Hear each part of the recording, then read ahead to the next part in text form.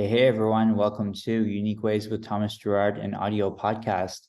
Got a really great guest on today. She's has a master's in type design from the University of Reading from 2004. After that, she started to collaborate with international type foundries and corporations, working as a type designer and as a Greek type consultant. Between 2013 and 2019, she was a senior designer and variable font expert at Type Together. And from 2020, she is back full-time freelancing on Greek and variable fonts. Please join me in welcoming Irene Vlachou. Welcome. Hello, welcome. How are you? Good. You ready for 20 questions? Yes, Okay, shoot. here we go. Number one, tell me a little bit more about yourself. What do you do? So, as you just said, I'm a typeface designer, but my first studies were in graphic design, and that was before 2004 in Athens. And then I went to UK and I did a master's in fine arts. So not type design till then. Through my master's in fine arts, reading and going through the libraries, I kind of got more involved and appreciated a bit more typography. And I really went into the whole idea of how typography echoes structures and systems, something that I like a lot. And so I thought that Reading would be the next step, and it was. So I went to Reading and I had the chance to go deeper through typography and typeface design, and especially for the Greek. Because there, my tutor was Jerry Leonidas, and we shared an interest about Greek, so that was the biggest thing for me. Since then, yeah, typeface designer full time. I never did anything else. Never went back to graphic design. That's it. Great. And just on that thread, a note for the audience. One of our early episodes was with Keith Tam, who taught at Reading. So check that one out if you have a chance. Number two, what's a key piece of knowledge that makes you different? I think there was something different. It would be my knowledge about Greek typeface design. It's something that I spent all my time working on, drawing and worrying about Greek letter forms. So I guess that's it. Great. And three, why this of all things? Why do you do what you do? I think it's a rather straight answer, a rather simple one. I'm kind of interesting to enjoy reading in my mother tongue. When I started, there were only few choices. I mean, there were a few choices, but not as many as there were in Latin that you could read or you could pick when you were creating a publication. So there were no enough tools back then. So that was the first reason, the only reason actually that I went into that. Um, After almost 20 years, of course, there are more people involved in Greek type design, and the designs are much better than they used to. But yeah, mainly it was for my own selfish purposes of being around nicer texts and having a better experience as a reader.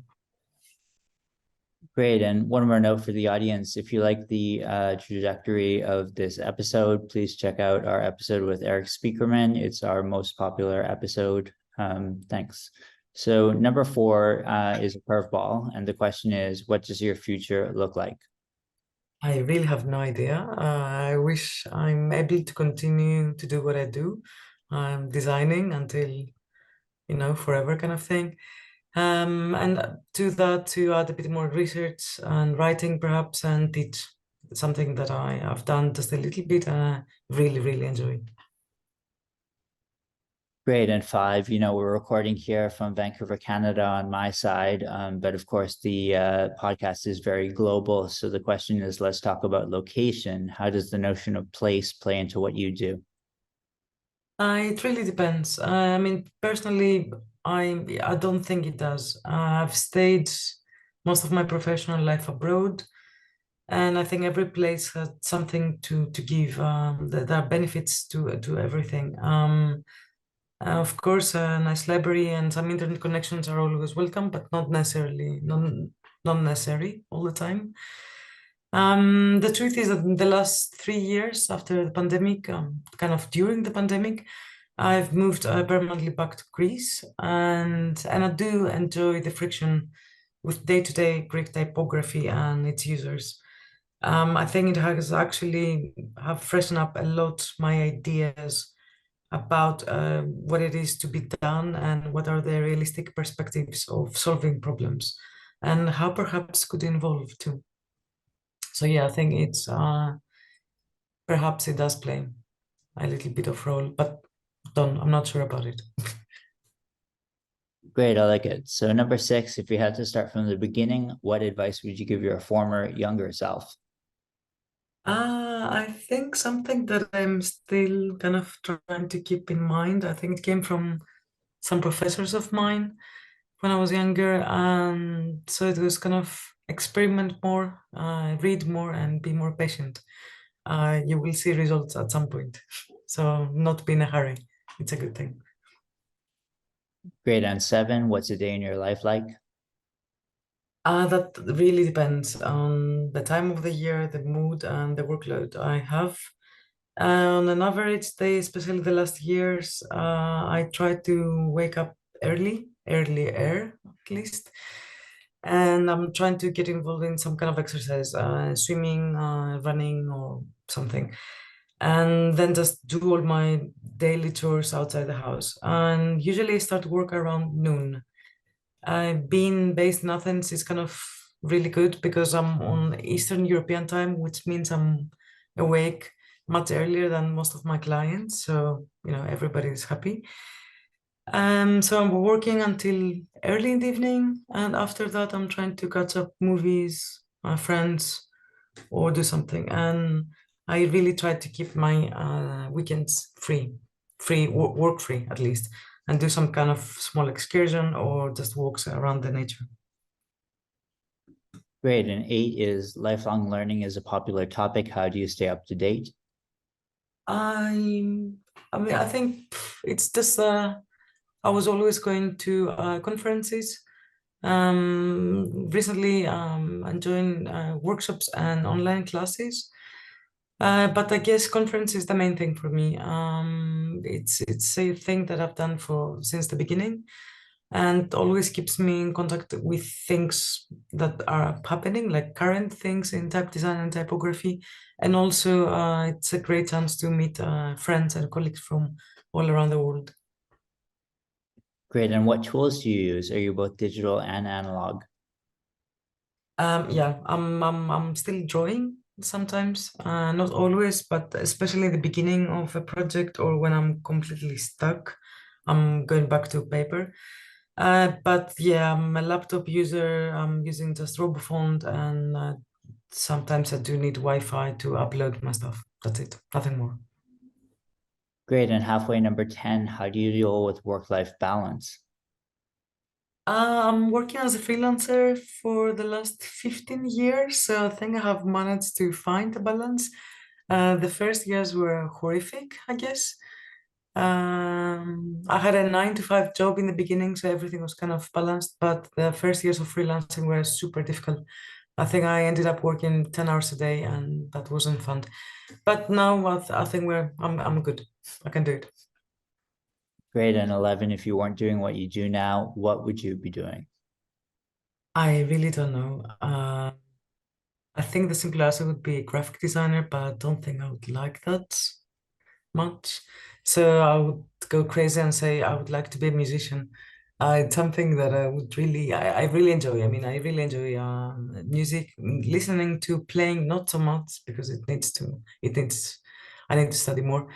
So yeah, I think musician would be a really nice thing. I can imagine myself focusing and keep an interest alive for a long time. Great. And what would you not like to do with your career? I think I'm not really good on steady, repeatable tasks at the work environment. I would like to have a challenge to have different projects. So the freelancing is super convenient about it. You work something for a few months, maybe just a few years, but the project is changing, the your colleagues are changing. So something that's kind of more fluid and moving, something that is not repetitive and monotonous. I think that's something that I couldn't do. Great. And do you have a favorite word, quote, or sentence? Not really. To be honest, I'm kind of not a great fan of quotes. It's something that I actually enjoyed, something that I've read recently. I was by the philosopher Judith Butler, and she was talking about humanities and why humanity studies are important. And so she said, we lose ourselves in what we read, only to return to ourselves, transformed and part of a more expansive world. So I think, yeah, that's a very nice quote, I think, about how to learn and how about to get in touch with other cultures and other mindsets without even visiting them. So reading can actually provide you that, and you can evolve yourself about that. Great. And how about a least favorite word, quote, or sentence? I think I have a dislike about motivational quotes in general, and especially the ones about faster success, faster results, everything that is into do that and it's going to happen in 5 steps or something. If you had to pick one word to describe yourself, what word would you choose? I think I'm going to cheat here and pick two. So I think I'm generally curious about stuff, and sometimes I'm really stubborn. That's it. What keeps you up at night? Most of the times it would be a good movie or a book. In other occasions, of course, depending again, it would be a social issue that cannot figure out in my head. And very rarely work. And what's the dream you're chasing? I'm hoping to share all the knowledge and experience I have that I managed to get through my work. And my dream, I guess, is to kind of share that, especially in Greece with the younger generation. So it can be a better, so there is a better base for them if they want to get involved with type design and typography. I think it's something that we lack here, educationally wise. And if I can do something about it, I would love to. And what inspires you? Kind of everything. I'm kind of really keen on learning new things and see new places. And people inspire me, people that are enthusiastic about what they do, whatever that is. If they're happy about it and they can talk about it, I'm really eager to listen to them, and it makes me super happy. Great. In the last couple here, number 19, any advice you'd like to share? But just what I would say to myself too, just keep learning. That's it. That's the only thing you can do. And 20, how can our listeners keep tabs on you? What should we look at? I guess my website, it's not really up to date, but it will be soon. And social media. This is where I am. Great. Well, thanks so much for joining today. We're building out our typography episodes, with some of the bigger names, Eric Speakerman, Ellen Lipton, and building out that community is something that's really important for the show. So glad to have you on today. Thank you so much for inviting me.